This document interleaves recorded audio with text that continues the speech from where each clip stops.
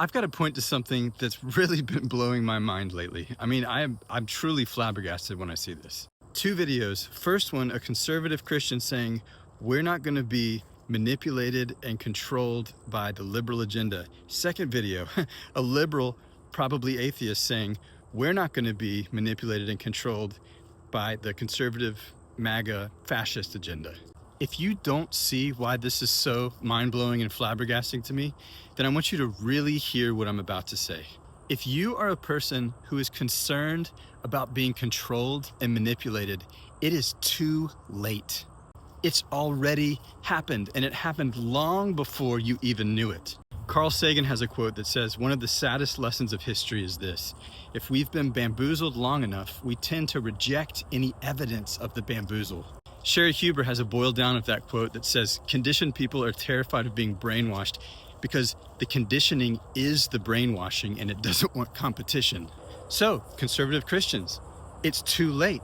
You've already been controlled and manipulated, but it's happened for so long and you're so used to it and it's serving a function that you're arguing for it now. Irreligious liberals, same thing. It's too late. You've already been controlled and manipulated, but you're so committed to it in order to get safety and love, which I'll explain in a second, that you cannot let it go. Both sides unknowingly are arguing for their suffering while thinking that they're arguing for their freedom or beliefs or values or whatever.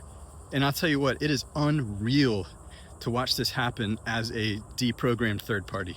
And I was a liberal for a long time, but I suffered so much under the weight of that worldview and that belief system that I had to start challenging it in order to come out of emotional repression, because, I wanted to stop suffering.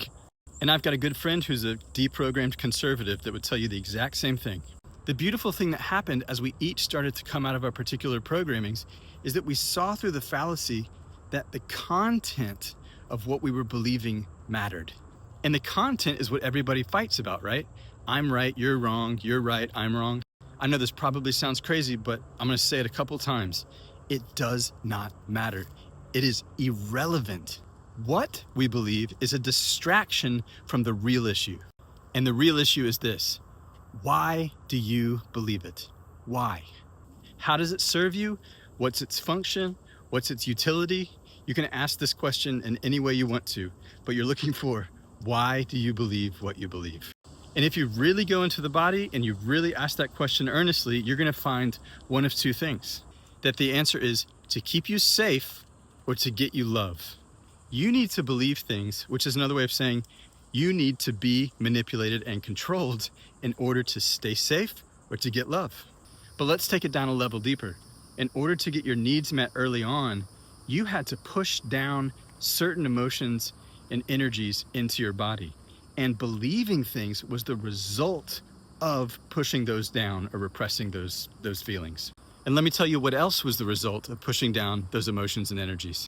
Your depression, your anxiety, your chronic pain, your compulsions, your codependency, your hyper-independence, your anxious attachment, your avoidant attachment, your overcompensating, your undercompensating, your ADHD, your OCD, your dysregulated nervous system, your need to regulate your nervous system, your need to seek answers in spirituality, your need to seek answers in religion, your need to seek fights in politics, your againstness, your authority issues, your imposter syndrome. I mean, the list goes on and on.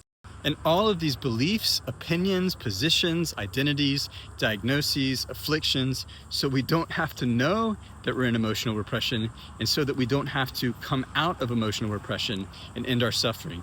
Are you not flabbergasted yet? If you are and you want to do something about it, then tap the link in the caption or the bio.